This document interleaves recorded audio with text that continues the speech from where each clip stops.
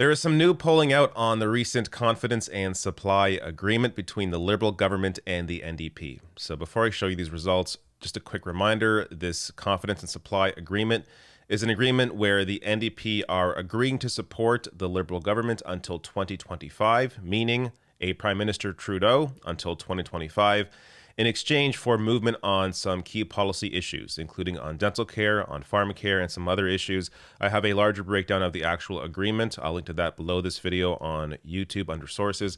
But let me here get to the results of this polling from Abacus Data.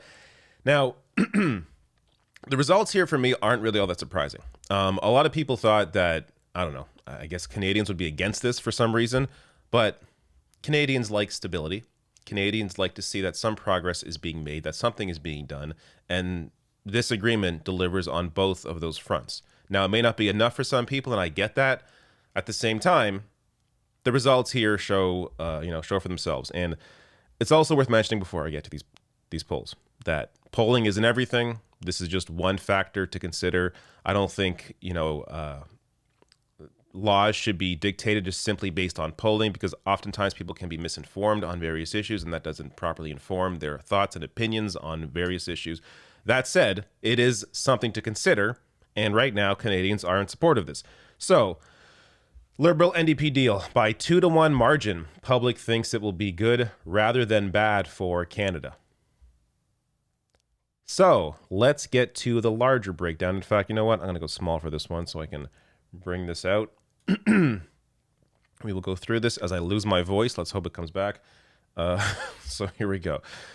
So first, before I even get to the actual polling on the agreement, I'll show you some other polls from the same series of polling. So government approval. So we are over here now. It is increasing. So approval is the green, disapproval is red. So it's now going up a little bit from January. I think some of that is related to the response from the Liberal government and the NDP to the Freedom Convoy. So most Canadians supported some action there. So you're seeing at least, a slight increase from January till now. Next poll here, awareness of the Liberal-NDP agreement. So just to read their question. On Tuesday, the Liberal and New Democratic parties came to an agreement that would see the NDP support the Liberal government for the next 3 years in return for progress on some issues the NDP has prioritized, like pharmacare and dental care. This would mean there likely wouldn't be an election until the date the next one is scheduled to happen in 2025. So, before today, were you aware of this deal? Most Canadians, surprisingly, are aware. Now, if you go into the breakdown on their explanation on this page as well, the pollsters also mention how oftentimes Canadians aren't actually aware of what is going on in government. And in this case, they are more aware than usual. So 64% here are aware compared to 36% unaware. And next slide here. Perceived impact of Liberal-NDP agreement on Canada. Do you think the Liberal-NDP agreement will ultimately be a good or bad thing for Canada overall?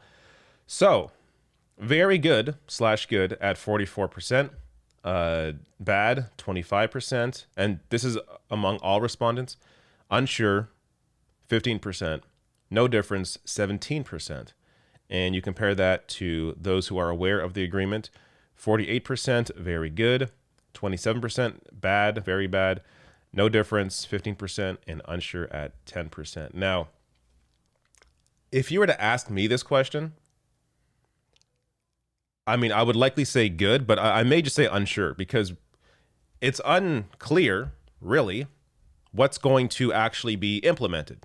So there can be, promises in this deal, but until we actually see them done, until we actually see some of these promises made, it's hard to know if this will be a good or bad thing. Because if they don't deliver, if they have all these promises, they don't deliver, the NDP still agree to support the Liberal Party, even if they don't deliver, you're going to see a massive increase in support for Conservatives. But if the Liberals and the NDP do deliver, then I think it's ultimately going to help them, and it will be a good / very good thing for Canada overall. Next slide here.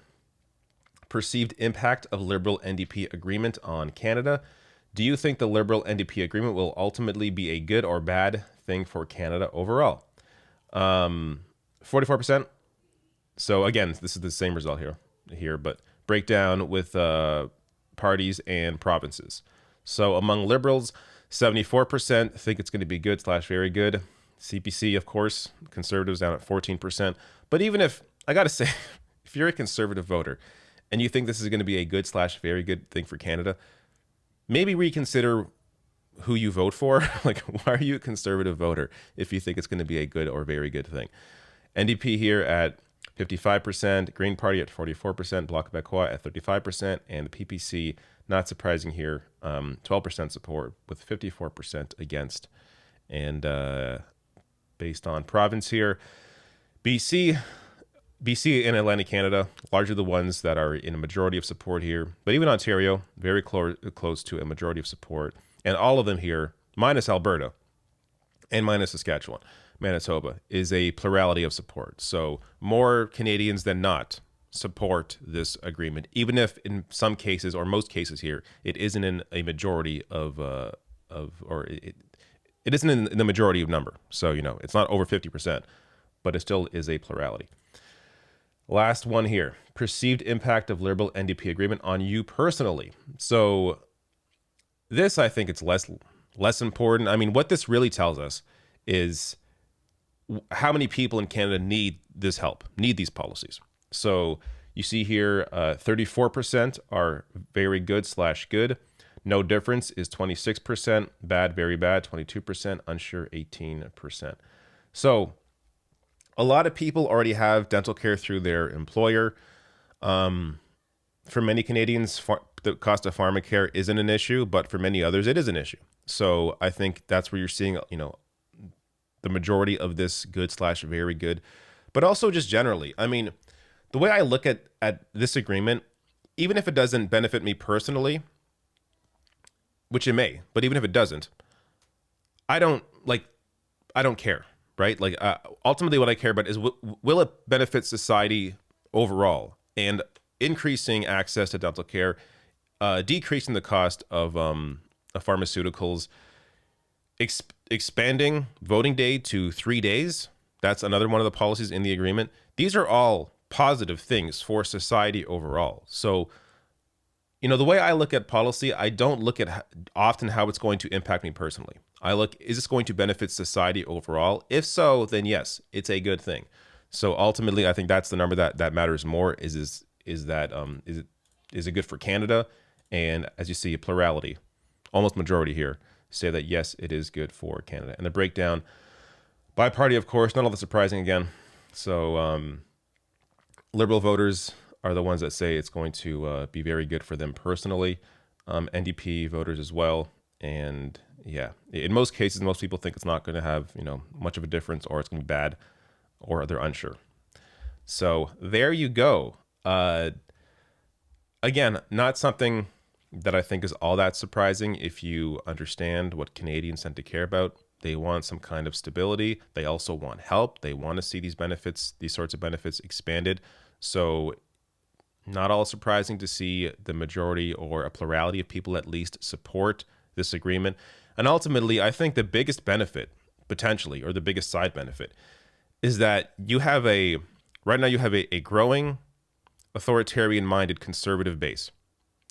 They are not going to be able to take power till at least 2025. And at that point, I think some of the wind may be, out of their sails, and especially if this agreement delivers. So that's the real benefit here, is you're not going to have a conservative government for the next several years. I think that's a very good aspect of this agreement that often is being ignored.